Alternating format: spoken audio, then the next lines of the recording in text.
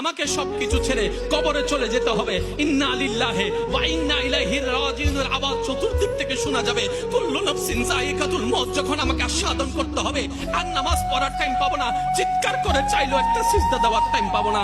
কি আফসোস, কি আফসোস, কি আফসোস আমাদের জন্য যারা আজকে কবরে শুয়ে আছে, তারা রবের কাছে ফরিয়াদ করছে, মাওলা একটা সুযোগ দাও, দুনিয়াতে গিয়ে একটা নামাজ পড়ে আসে, একটা সিজদা দিয়ে আসে। কবরবাসী চিৎকার করে রবকে বলে, মাওলা ভুল করেছি, ভুল করেছি, ভুল করেছি, একটা সুযোগ দাও।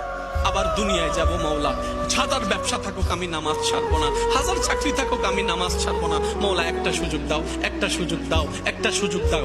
মাটির নিচে যারা আছে তারা বলছে, আর মাটির উপর যারা আছে তারা বলছে, ভাই নামাজ তো পড়তে আয়। একজনে বলে যে কিভাবে আসবো, আমার প্যান্ট তো ঠিক নাই, আমার প্যান্টও ঠিক নাই, আমার শরীর তো পাক নাই, আমার কাপড় তো পাক নাই। আরেকজনে বলে, আমি যদি নামাজে যাই দোকানটা এখন বন্ধ করে